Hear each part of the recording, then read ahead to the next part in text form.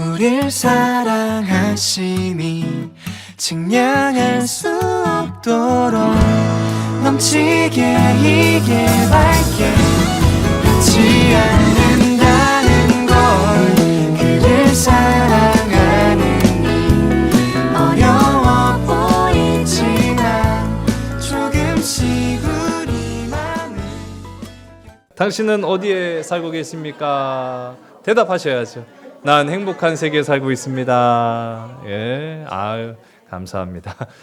20세기 가장 유명한 오스트리아 철학자라고 일컬어지는 루트비 비트겐슈타인, 저렇게 생기신 분이에요. 한 번쯤은 이름 들어보신 분들도 계실지 몰라요. 비트겐슈타인. 예. 이분이 한 말이에요. 행복한 사람의 세계와 불행한 사람의 세계는 다르다라는 거예요. 다르다. 그렇습니다. 같은 공간에서 숨 쉬고 있어도 그 같은 공간에 있는 사람조차도 어떤 사람은 행복한 세계에 사는 사람이 있고 어떤 사람은 불행한 세계에 사는 사람들이 있다라는 거죠. 이 말은 이 비트겐슈타인이라고 하는 이 철학자가 단순히 자기가 생각한, 그래서 그냥 공상에서 나온 말이 아니라 자신의 삶에서 나온 얘기입니다. 이 비트겐슈타인은 1889년에 오스트리아 빈에서 태어나요. 보시는 것처럼 이게 이 사람 집입니다. 방 한 칸이에요, 방 한 칸. 예. 좀 가난해 보이죠? 예. 얼마나 가난하면 흑백 사진으로 찍었겠어요. 그렇죠? 되게 화려해 보이죠? 예. 5남 3녀 중에 막내로 태어납니다. 근데 태어나는 순간부터 이 화면 속에 이 방 한 칸만 제가 보여드렸는데도 보시면 알 수 있는 것처럼 태어나면서부터 금수저였어요. 예. 부자였습니다. 이 집안이요, 오래전부터 철강 회사를 일으켰는데 아마 그 대대로 이어서 오던 이 가문이 부의 부를 거듭하다 보니까 엄청나게 부자였고 집이 뭐 보시는 것처럼 거의 궁전에 가까웠다, 그렇게 이야기를 합니다. 그래서 여기서 이제 유년 시절을 보내는데요. 어느 정도였느냐면은 매월 이 집에 세계적인 음악가들, 연주가들 뭐 그런 사람들을요 초청을 해요. 그래서 집에서 공연을 합니다. 예, 집에서 공연을 했으니 뭐 어마어마한 부자였다라는 걸 우리가 짐작할 수가 있죠. 그래서였는지 몰라도 이 비트겐슈타인의 집은요, 그 5남 3녀라고 했죠. 이 8명의 자녀들은 어려서부터 문화, 예술, 음악 분야에서 굉장히 뛰어난 그 감각을 타고났어요. 예, 재능을 타고나는 거죠. 비트겐슈타인의 형이 있습니다. 이 비트겐슈타인의 형 폴 비트겐슈타인인데 이분도 굉장히 유명한 피아니스트예요. 근데 이 사람이 피아니스트로만 유명한 게 아니라 뭐가 하나 없어요. 팔이 없습니다. 팔이.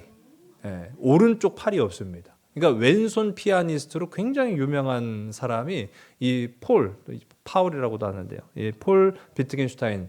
이 사람이 그 오른팔이 없는 사연이 있어요. 1차 세계대전에 참전을 합니다. 근데 1차 세계대전에 참전을 했다가 전쟁 중에 오른팔을 잃어버려요. 예, 절단을 했는데 어떻게 보면은 음악가로서 팔 한쪽이 없다라고 하는 건 사형 선고나 다를 바 없잖아요. 그런데도 피나는 연습을 했대요. 예, 그래서 그 피나는 연습 끝에 뭐 전설적인 왼손 피아니스트다, 뭐 그런 얘기도 있습니다. 뭐 어쨌든 이 가문 자체가 어떤 뭐 이런 그 어려움 빼고는 부유했고 잘 먹고 잘 사는, 뭐 태어나면서부터는 뭐 말할 것도 없는 그런 부를 가지고 있었던 이 비트겐슈타인 가문이었는데 문제는요, 이 가정에 극심한 우울증 내력이 있었다라는 거예요.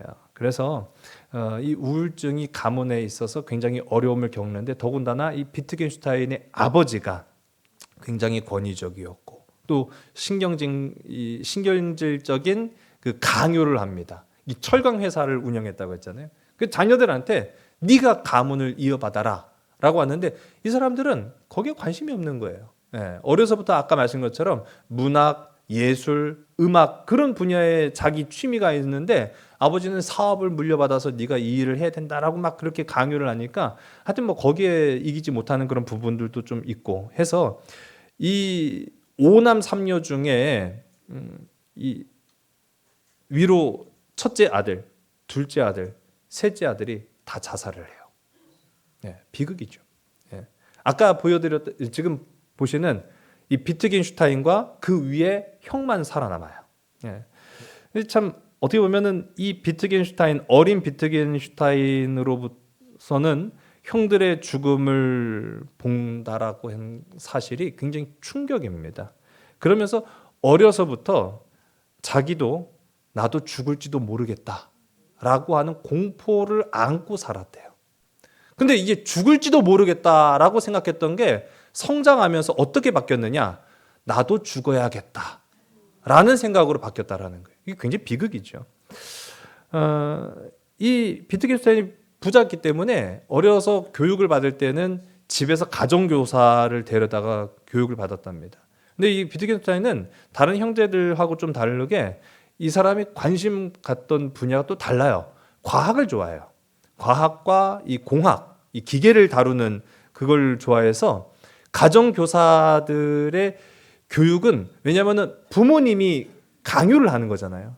그 부모님이 강요를 하는 그 교육을 받는 것에 이제 한계를 느낀 거죠. 내가 받고 싶은 교육은 다른 건데 과학을 더 배우고 싶고 또 기계 다루는 거를 더 배우고 싶은데 자꾸만 이제 가정교사를 통해서 배우게 하니까 돌연 이 비트겐슈타인이 충격 발언을 합니다. 나 그냥 일반 학생들이 다니는 학교 가겠다.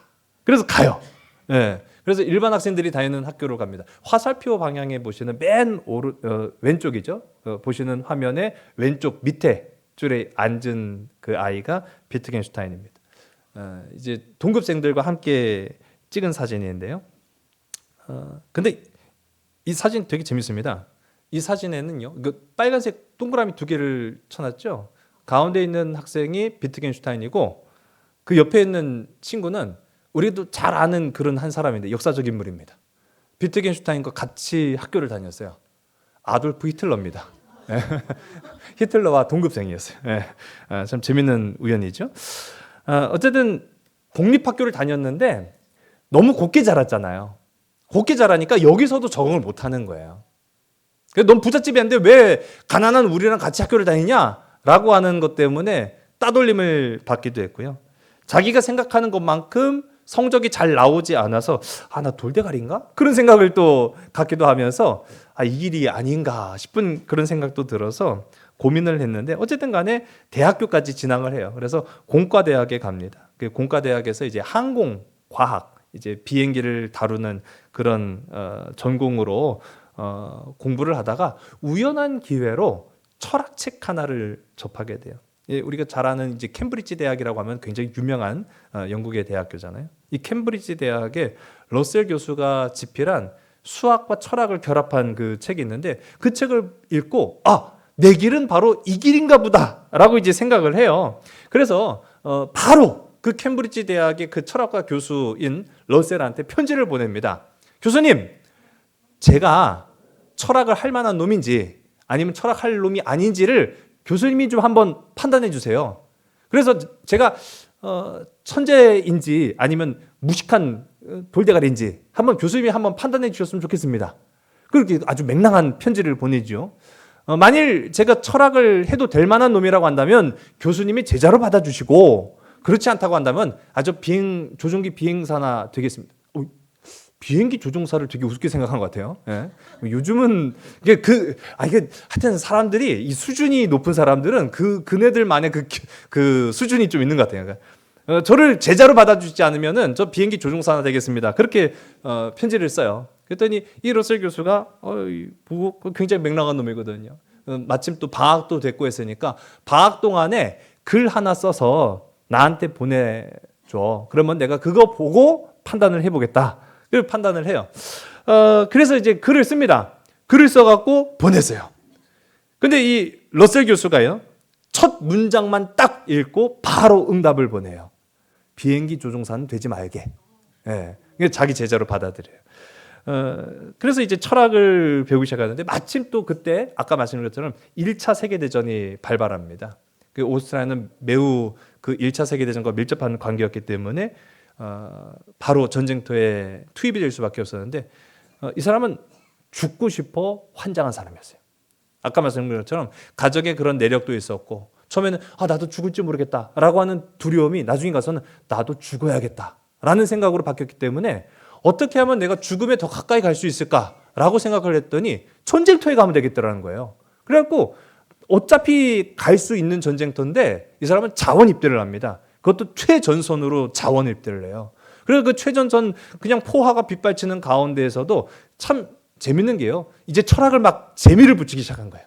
이제 막 재미를 붙이기 시작했는데 이제 죽으면 안 되잖아요. 재미를 붙였는데 거기서 죽으면은 뭔가 좀 아쉬운 생각이 들어서 그 전쟁의 포화 속에서도 글을 계속 썼다고 해요. 언제까지 썼느냐? 이 사람이 나중에는 이제 포로로 잡힙니다. 그래서 포로 수용소에 갇힐 때까지 글을 계속 써서 마침내 글이 완성이 됐는데 포로 수용소에서 글이 완성이 됐어요. 그게 뭐 아마 한 번쯤 들어보셨을 텐데 논리 철학 논고. 하여튼 제목부터가 되게 재미없어 보이죠. 네. 이게 20세기가 낳은 가장 유명한 철학책 중에 하나입니다. 이 논리 철학 논고라는 책을 써서 세상을 깜짝 놀라게 해요. 예. 어쨌든 이 사람이 이 책에서 주장한 내용이 오늘 우리가 앞서 이야기한 것처럼 행복한 사람의 세계와 불행한 사람의 세계는 다르다라고 이야기를 해요. 전쟁이 끝났습니다. 전쟁이 끝나고 나서 고향으로 돌아왔는데요. 이 사람의 가문이요 더 부자가 됐어요. 그때 이 철강 산업을 했던 부친부터 시작해서 이 가문이 미국에 투자를 해요. 근데 미국이 전쟁으로 인해서 급성장하는 바람에 덩달아서 부자가 됩니다. 근데 이 많은 부가 사실 이 비트겐슈타인이라고 하는 사람한테는 아무 의미가 없었던 거예요. 예. 죽으려고 하는 사람이 뭐 돈이 무슨 소용이 있겠습니까? 그래서 이 비트겐슈타인은 마침내는 이 모든 재산을 자신이 이제 상속자가 된 거예요. 형은 안 받겠다고 하고 피아니스트의 삶을 살게 되었으니까 남자는 이 비트겐슈타인 한 명밖에 없었잖아요. 근데 자신이 상속자가 되었음에도 불구하고 자신의 모든 재산을 사람들에게 다 나눠줍니다. 다 나눠주고 자기는 아무것도 없이 그냥 시골로 내려가서 시골 초등학교 교사로 생활을 해요. 시골 초등학교 교사로 생활하면서 거기서도 이제 철학 연구를 계속 이어나가죠. 근데 또 2차 세계대전이 발발해요. 또 참전합니다. 예, 죽고 싶어서 환장한 사람이에요. 그런데 죽고 싶어서 전쟁터에 뛰어들었지만 안 죽어요. 마침내 이 사람을 죽음에 이르게 한 것은요 1951년 전립선암이었어요. 예, 그래서 의사로부터 비트겐슈타인이 진단을 받기를 며칠 안 남았습니다 라는 이야기를 들었을 때 이 비트겐슈타인의 반응이 놀라웠어요. 아주 좋습니다. 아주 좋습니다. 그리고 실제로도 이 비트겐슈타인이 마지막 남긴 유언은 사람들한테 내 삶이 아주 멋있었다고 전해주세요 라고 하는 말로 인생을 마무리 졌어요. 자, 뭐 어쨌든 제가 지금 간략하게 한 철학자의 삶을 소개를 해드렸는데 어떻게 보입니까? 멋있죠? 어떻게 보면 멋있는 인생이에요. 참 힘들고 어려운 환경 속에서도 끝까지 어떻게 보면 멋있음을 포기하지 않았던 사람이면 틀림이 없습니다. 그런데 제가 가만히 생각해 보니까 자기 유언처럼 내 인생이 아주 멋있었다고 많은 사람들한테 소개해 주세요. 네, 저도 이게 소개를 했습니다. 그런데 이 사람은 멋있는 인생은 살았을지 몰라도 행복한 인생은 아니었던 것 같아요. 그가 썼던 논리 철학 논고에서도 언급하지만 사실은 이 사람은 행복하고 싶었던 사람이에요. 근데 자기의 삶은 행복과는 너무 거리가 멀었어요. 어쩌면 만일 그에게도 두 가지 선택지가 놓여져 있다고 생각해 봅시다. 하나는 행복한 삶, 또 다른 하나는 멋있는 삶. 이 둘 중에 하나를 택하시오라고 했으면 아마 이 비트겐슈타인은 저는 행복한 삶을 살고 싶습니다 라고 했을 거예요. 근데 자기의 삶은요 행복과 너무 멀었거든요. 그러니 내가 할 수 없는 행복이라면 차라리 멋있는 인생을 택해야겠다. 아마 그렇게 했는지도 모르겠습니다. 그가 쓴 논리철학 논고의 핵심이 바로 그거예요. 외부의 조건이나 환경이 아니라 그 사람의 마음가짐에 따라서 행복이 결정되는 겁니다. 이게 진리가 아니에요. 제가 말씀드리는 거는 이 사람의 철학을 제가 소개를 하는 거지 이게 성경적 원리에 맞는다라고 제가 말씀드리는 건 아니니까 오해하지 마세요. 그러니까 어쨌든 이 사람의 생각은 그래요. 주변의 환경이 이렇쿵 저렇쿵 뭐 틀린 말은 아니에요 사실. 어떠한 악조건 가운데에서도 내 마음이 정말로 행복하다라고 한다면 그 사람은 행복한 것이다. 그게 지금 이 사람의 주장이거든요.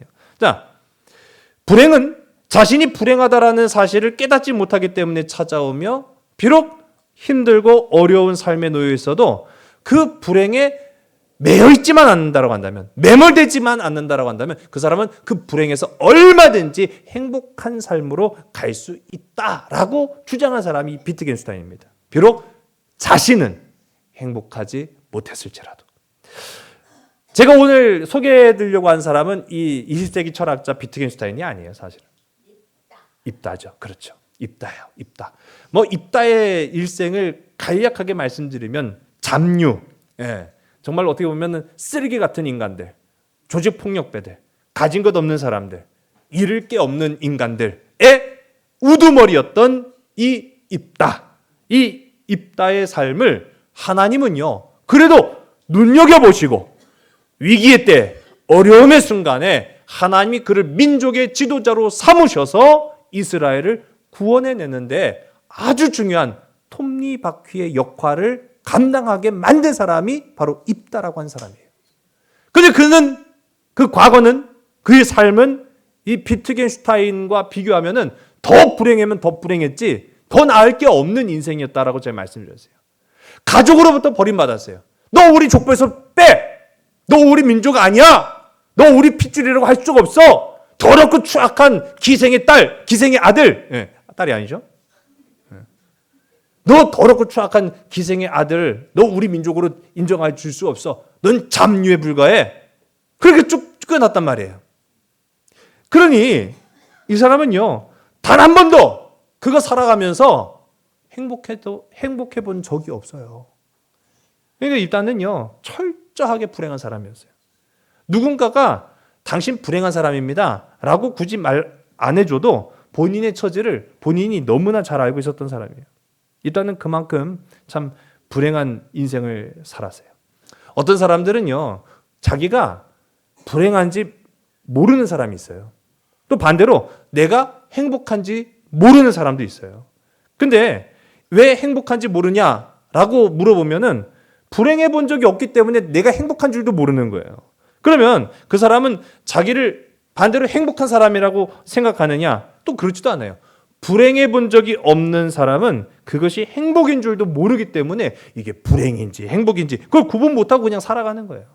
허황된 인생을 산다는 거죠. 근데 입다는요, 철저하게 불행했다고 했잖아요. 자기 자신이 철저하게 버림받았어요. 이보다 더 불행한 인생은 없어요. 그러니까 이 사람은 내가 처지가 불행하다는 걸 알기에 반대로 행복하기를 원했어요.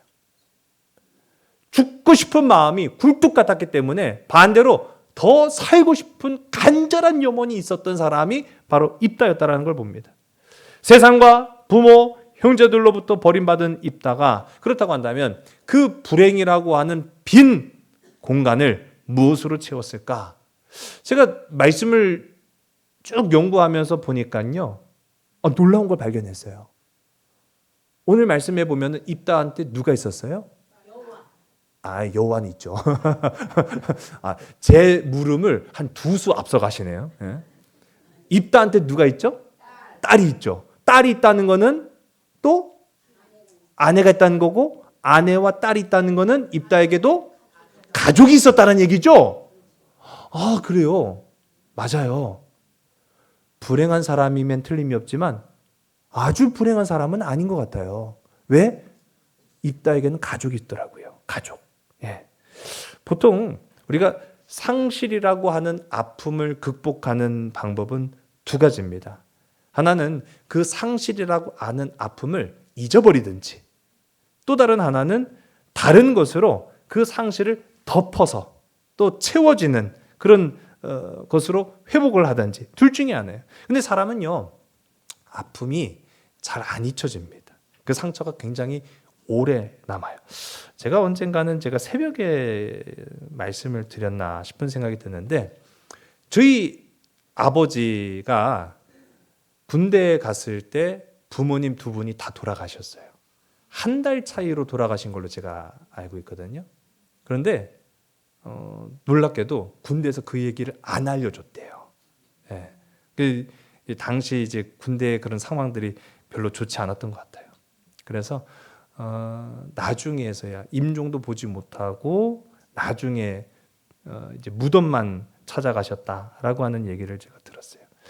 그 상실감은 저는 감히 가늠조차 할 수가 없습니다. 제가 한 가지 기억하는 게 뭐냐면은요. 저 어렸을 적에 저희 아버지 생신이 이제 7월 달이거든요. 7월 되면은 우리 아버지 생일이네. 어린 시절에 전 그렇게 생각한 거예요. 우리 아버지 생일이네. 생일이면 우리가 당연히 기쁜 날이죠. 좋은 날이고 행복한 날이잖아요. 근데 한 6월쯤부터 아버지 얼굴이 그렇게 행복해 보이지가 않아요. 그리고 7월 되면은 심지어는 때로는 식음을 전폐하시고 밥도 잘 못 드세요. 굉장히 또 그러다 보니까 집안 분위기 자체가 우울해요. 예, 나는 그래서 그게 이해가 안 된 거예요. 아니 우리 아버지 생일인데 왜 집안 분위기는 정반대예요? 너무 우울한 거예요. 나중에 알고 보니까 이제 그런 부분이 있었던 거예요. 내 생일을 축하해주고 기뻐해줄 수 있는 부모님이 안 계세요. 그 어려서부터 이제 그런 상실감이 계셨던 거죠. 그게 꽤 오래 갔어요. 예, 그게 꽤 오래 가셨는데 그게 놀랍게도요. 제가 아까 말씀드린 이 아픔을 상실을 극복하는 방법은 두 가지가 또 있잖아요.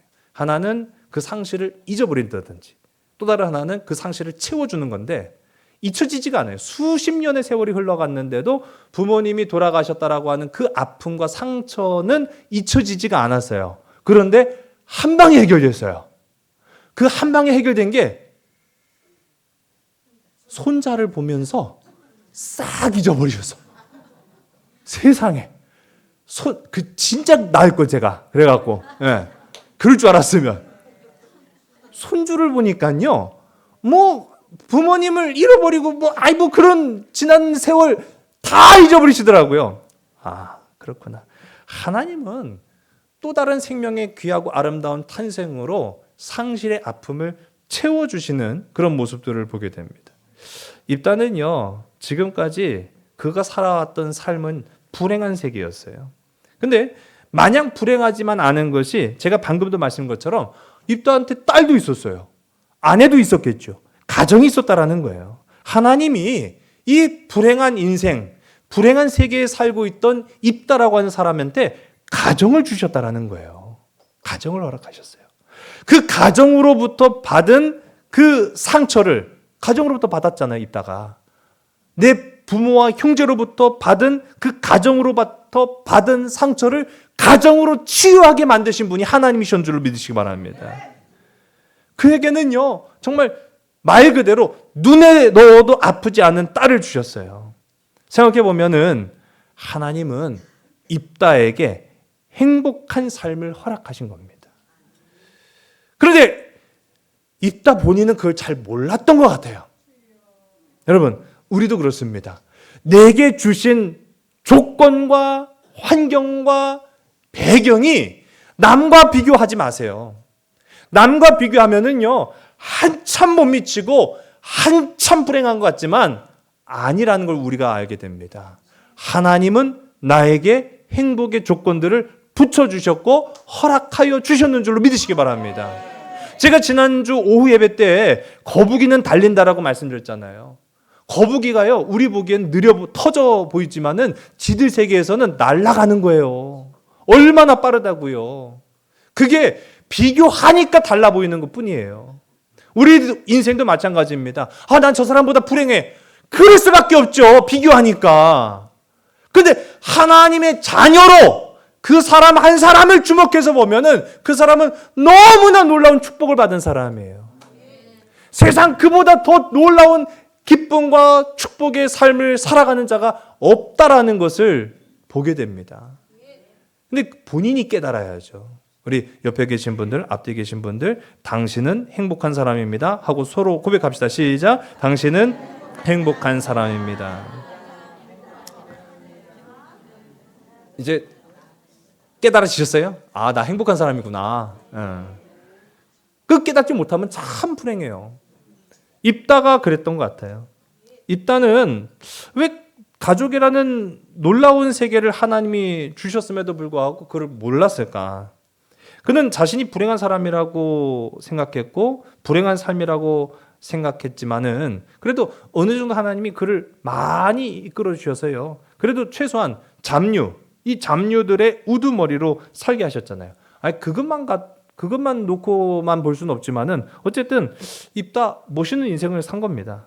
그리고 지금까지 자신을 업신여겼던 이스라엘의 장로들이 이제 자기 발 앞에 머리를 조아리면서 이스라엘의 지도자로 추대하는 그 장면에서 와, 내가 헛살지 않았구나.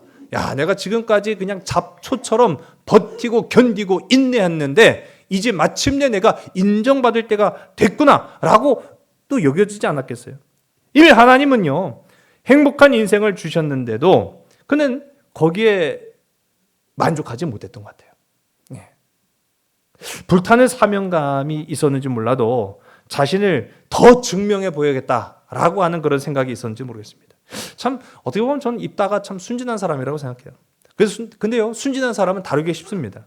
조금만 인정해줘도 죽는 줄 모르고 뛰어드는 타입이었던 것 같아요. 이 입다가. 입다는 이제 전쟁에 나가죠. 전쟁터에 나가는데 전쟁터에 나갈 때 하나님 앞에 간구래요. 그걸 우리가 이제 서원이라고 표현하죠.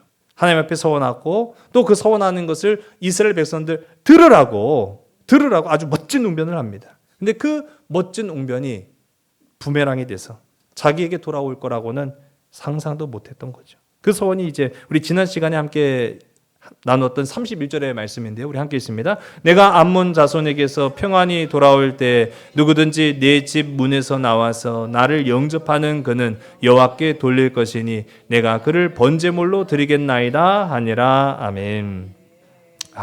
참. 하지 말지 좀.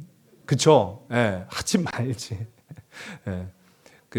비트겐슈타인이 그런 얘기도 했어요. 예, 이해가 안 되면 말을 하지 말라고. 그 이해가 안 됐는데 왜 자꾸 떠드는지 모르겠어요. 예. 참 그랬는데 이렇게 하나님, 내가 전쟁터에 나가겠습니다. 하나님 나에게 승리를 주신다고 약속하셨으니까 나도 하나님 앞에 드리겠습니다. 내가 전쟁에서 승리하고 돌아오면 나를 맞이하는 그를 내가 하나님께 번제물로 드리겠나이다 라고 얘기를 해버렸는데 그게 자기 무남 동료 딸이었을 줄이야. 생각도 못했던 거 아니에요. 우리 34절의 말씀 함께 읽습니다. 입다가 미스바에 있는 자기 집에 이를 때 보라 그의 딸이 소고를 잡고 춤추며 나와서 영접하니 이는 그의 무남 동료라. 아멘. 보세요. 이 얼마나 아름다운 장면이에요. 제가 집에 딱 들어갔을 때 저희 딸이 오호라 아빠 왔다. 오 아빠 오셨네 그러면은 무지하게 좋았을 것 같아요. 와, 나 진짜 인생 살맛나네. 그렇게 했을 것 같아요. 그냥 막 속옷치며 춤추며 지금 왔다는 거예요. 지금 보세요. 지금 입다가 전쟁에서 지고 온 게 아닙니다. 승리하고 돌아왔어요. 아니 지고 돌아왔어도 아마 입다 딸은 나와서 아빠 힘내세요. 내가 있잖아요. I love you. 입다의 딸의 목소리가 좀 저랑 비슷했을 것 같아요. 예. 아니 이렇게 하지 않았겠어요? 참 얼마나 위로가 되고 힘이 되고 기쁨이 되겠습니까? 그런데 아니 이거 지고 돌아와서 춤추는 것도 아니에요. 이기고 돌아와서 그 첫 번째로 영접했던 사람이 자기 딸이었는데 춤추며 소고를 잡고 나와서 입다의 승리를 막 축하하는 그 자리. 그런데 그 자리가 제삿날이 될 줄이야. 여러분 이거 너무 비극적 아니에요? 이거 우리가 상상도 할 수 없는 일이죠. 사람을 제물로 바쳤다. 여러분 그것도 자신의 무남 동료예요. 한 명밖에 없어요. 그 무남 동료 딸을 하나님께 제물로 드리는 게 맞는 겁니까? 제가 묻습니다. 맞는 거예요? 여러분들이 한번 판단해 보세요. 100번 1000번 물어도 대답은 아니요가 되어야 돼요. 맞다고 하지 마세요. 아들만 있어요? 집에? 예? 아니요가 되어야 된다고요. 근데 보세요. 오늘 우리가 함께 읽은 말씀 속에 보면은 입다는 서원을 했고 그 결단을 이루는 과정 속에 있지만 그 어디에도 하나님의 개입하심이 없었음을 봅니다. 하나님이 개입하지 않으셨다? 하나님이 침묵하셨다? 그럼 하나님이 침묵하신 거는 인정하신 걸로 우리가 봐야 되나? 그런 오류에 빠질 수가 있습니다. 왜냐하면 그런 반대의 이야기를 우리가 알고 있거든요. 하나님이 100세에 낳은 아들 이삭을 너 내가 명령한 산에 가서 죽여라, 바쳐라, 번제물로 드려라 라고 명령을 하셨잖아요. 물론 출발점은 달라요. 아브라함의 경우는 하나님이 명령하신 거고 입다의 경우는 자기가 소원을 한 거예요. 그런데 과정이야 매 한 가지였어요. 아브라함이 나무를 펼쳐놓고 그 위에 아들 이삭을 올려놓을 때에도 이삭은 반항하지 않았습니다. 죽음을 맞이할 것을 그는 각오를 했던 거예요. 입다도 오늘 우리가 함께 말씀 가운데 보면 입다의 딸도 아버지가 하나님 앞에 그렇게 소원하고 했다고 한다면 그렇게 하세요. 그렇게 얘기하잖아요. 아니 어쩌면 이삭보다 한 발짝 더 나아간 모습이라고 저는 볼 수 있어요. 반항하지 않아요. 자, 그런데 결정적인 장면에서 아브라함이 이삭을 죽이려고 칼을 높이 먼저 들었을 때 하나님께서 천사를 통하여 그를 막으셨죠. 아브라함아, 너 아들 털끝도 건드리지 마. 죽이면 안 돼. 라고 막으셨지만 입다의 경우는 아니었어요. 하나님의 개입하심이 없었습니다. 침묵하셨어요. 그렇다고 해서 그럼 하나님이 입다의 딸은 죽어도 마땅하다 그렇게 생각하신 걸까요? 아니죠. 성경 그 어디에도 하나님이 이 서원을 기쁨으로 받으셨다라고 말하지 않습니다. 하나님이 입다의 행동을 제지하거나 멈추지 않으셨다고 해서 하나님이 인정한 제사로 보는 것은 옳지 않아요. 그러면 누가 멈춰야 되겠습니까? 하나님이 멈추게 하셔야 되겠습니까? 누가 멈춰야 되겠습니까? 입다 자신이 멈춰야 된다는 얘기예요. 입다 자신이 멈춰야 되는 거예요. 그런데 입다는 멈추지 않았죠. 가만 생각해 보면은요, 멈출 기회가 여러 번 있었어요. 아니, 기간도 보면은 2달이나 있었어요. 그런데도 불구하고 그는 끝까지 실행을 합니다.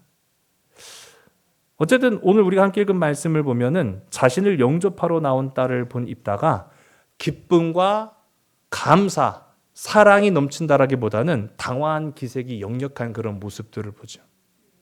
오늘 우리 함께 읽은 35절의 말씀인데요. 함께 읽습니다. 입다가 이를 보고 자기 옷을 찢으며 이르되 어찌할꼬 내 딸이여 너는 나를 참담하게 하는 자요 너는 나를 괴롭게 하는 자 중에 하나로다. 내가 여호와를 향하여 입을 열었으니 능히 돌이키지 못하리로다 하니 아멘.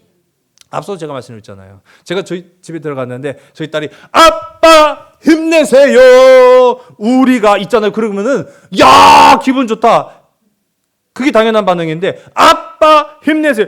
막 옷을 찢으면서 참담하도다. 우리 아빠가 제정신이 아닌가?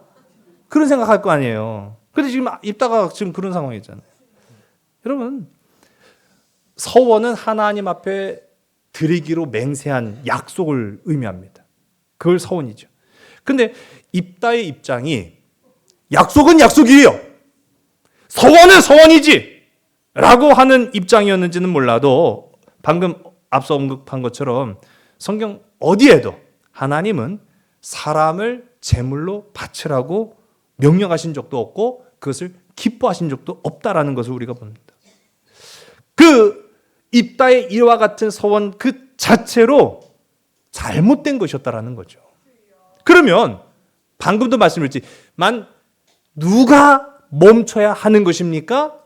하나님이 멈추셔야 되는 겁니까? 아니면 입다 자신이 멈춰야 되는 겁니까? 그렇죠. 입다 자신이 멈춰야 된다는 거예요. 그런데 오늘 우리가 함께 읽은 말씀 보면 능히 돌이키지 못하겠다라고 말해요.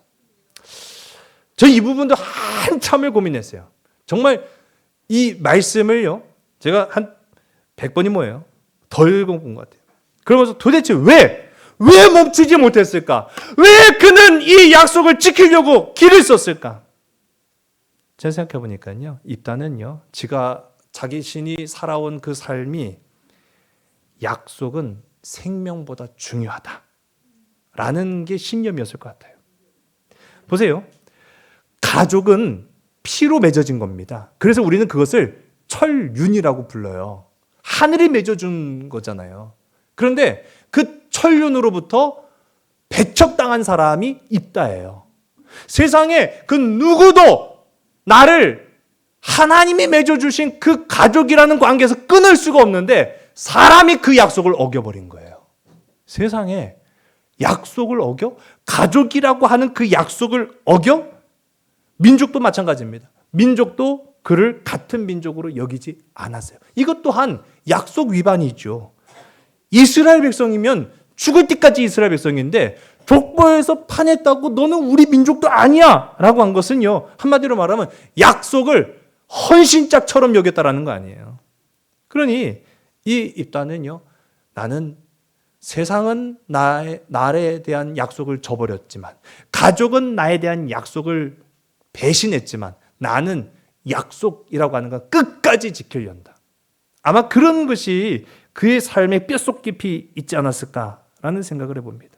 그래서요, 그가 승리하고 돌아온 그 기쁨의 현장 가운데에서도 자신을 맞이하러 온 딸의 모습을 본 것이 아니라 하나님께 대한 우선적인 충성심, 약속. 왜냐하면 이 사람 조직폭력배라고 말씀드렸잖아요. 쉽게 말하면 조직폭력배예요. 그 중에 우두머리예요. 조직폭력배한테 제일 중요한 게 뭔지 아세요? 약속이에요. 배신하지 않는다라는 말이 무슨 말이겠습니까? 약속을 지킨다라는 의미잖아요. 그러니까 이 사람은 내가 약속을 어긴다라는 것은 내가 지금까지 살아온 삶을 저버린다라는 의미가 되는 거예요. 내가 하나님하고 약속했어요. 하나님이 나의 두목이 되시는 거예요. 이 사람의 개념은 그런 거예요. 이 사람의 개념은 내가 비록 이 잡류들의 두목이지만 나의 두목은 하나님이신 거예요. 그럼 내가 하나님이라는 두목하고 약속을 맺었어. 그럼 그 두목과 맺은 약속을 지켜야 된단 말이죠. 죽어도 나는 이 약속을 지켜야 되는 거예요. 여기에서부터 비극은 시작된 겁니다. 이것이 하나님이 기뻐하시는 일이 아님에도 불구하고 그는 약속을 기를 쓰고 지키려고 했다라는 거예요.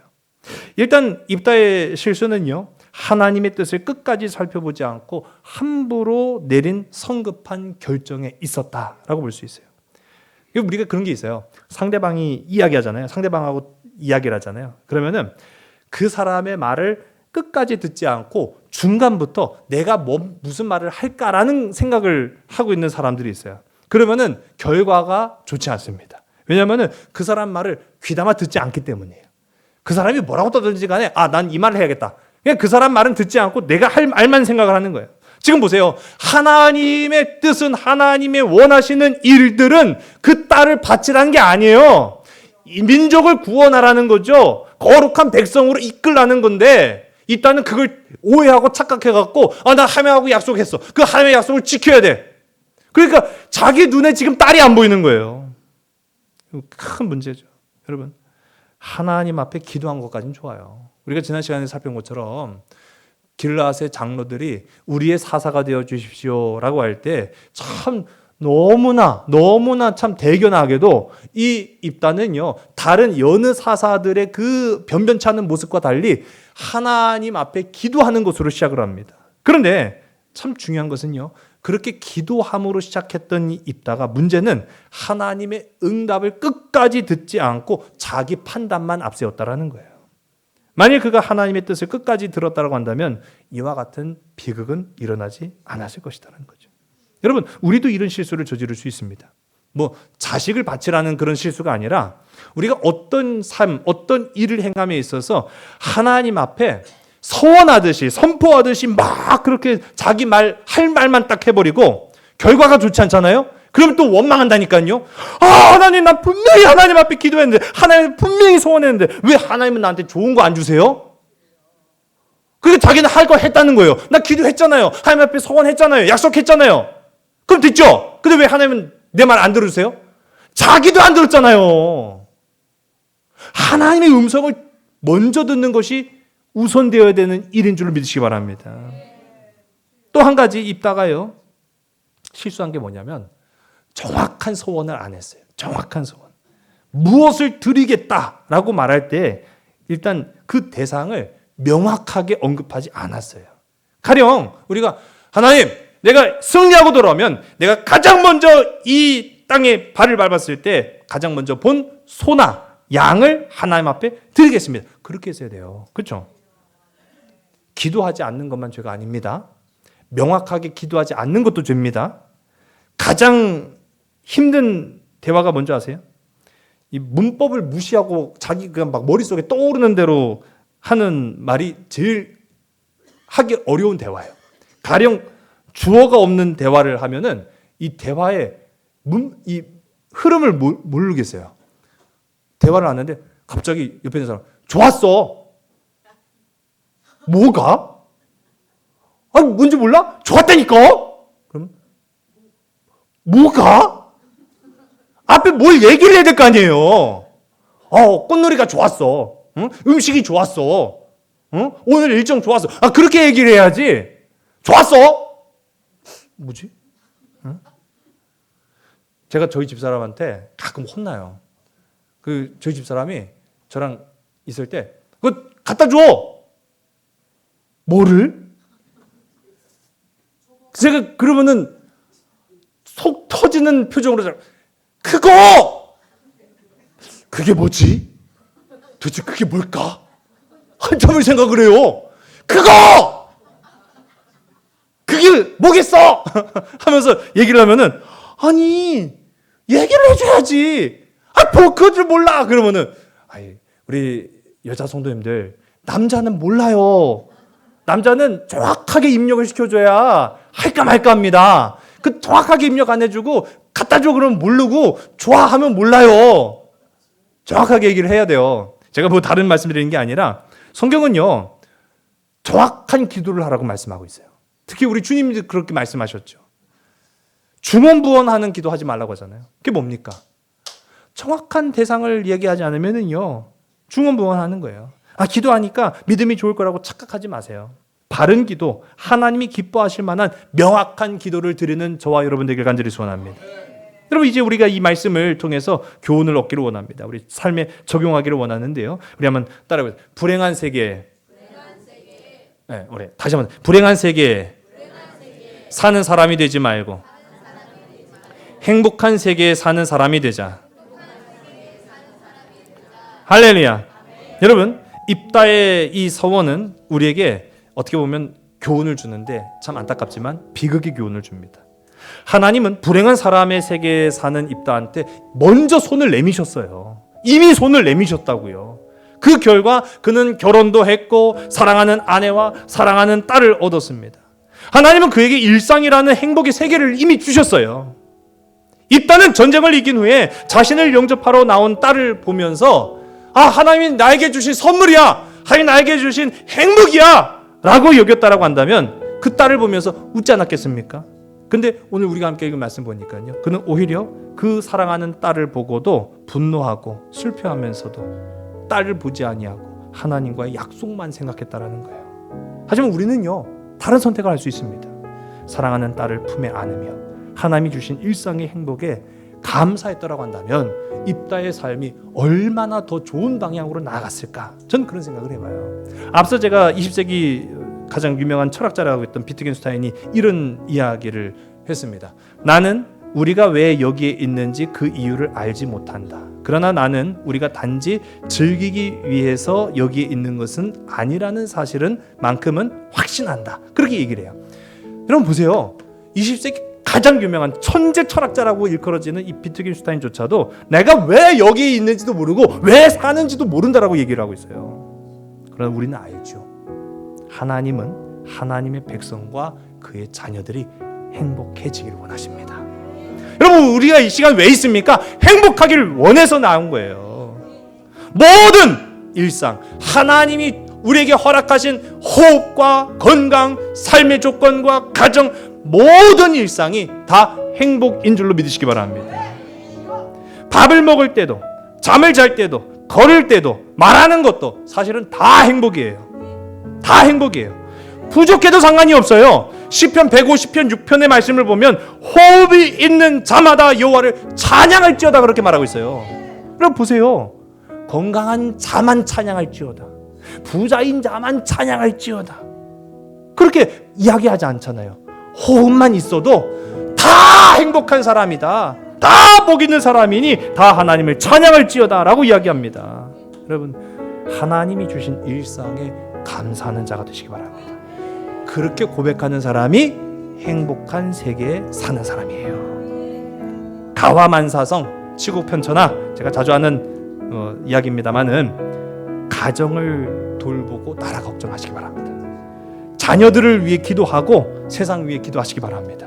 뭐 이제 다음 주에 이번 주에 구국 기도회도 가신다고 했는데 구국 기도회도 다 좋아요.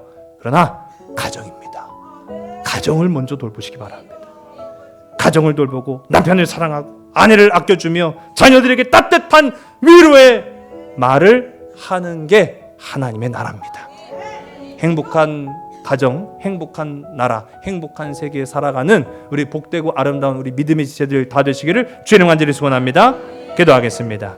좋으신 아버지 하나님, 언제나 우리가 살아가는 이 세상의 어두운 면만 볼 때에는 우리가 마냥 불행한 것만 같고 우리가 이 세상에 왜 사는지 그 이유를 알지 못하면서 갈 바 없는, 향방 없는 삶을 사는 것 같은데, 사실은 하나님이 우리에게 너무나도 귀하고 아름다운 예수 그리스도라는 구원의 기쁨을 주셨고 예수 그리스도라는 생명의 은혜를 베푸셨으므로 우리가 행복한 사람이라는 사실을 깨닫게 하시니 참으로 감사합니다. 똑같은 공간 가운데에서도 슬퍼하며 애통하며 불행한 인생을 살지 않도록 주님 은혜 베풀어 주시옵소서. 말씀을 따라서 믿음의 길 걷게 하여 주시옵시고 하나님의 주신 일상 가운데에서 숨쉬는 그 조건까지도 기뻐하며 감사할 수 있는, 그래서 주께 영광을 돌리며 살아갈 수 있는 우리 모든 복되고 아름다운 삼손 가족들이 다 되게 인도하여 주시옵소서. 그 행복을 이제 우리가 세상을 향해서 나아가 선포하기를 원합니다. 우리의 각 가정과 우리가 살아가는 모든 삶의 일터와 우리의 모든 상황 가운데에서 먼저 행복해진 우리가 예수 그리스도의 이름으로 많은 사람들에게 행복을 선포하고 행복한 향기를 나누어 줄 수 있는 자들을 다 되게 인도하여 주시옵소서. 모든 것 주께 온전히 의탁하오며 사랑 많으신 예수 그리스도의 이름으로 감사하며 간절히 기도드렸사옵나이다. 아멘.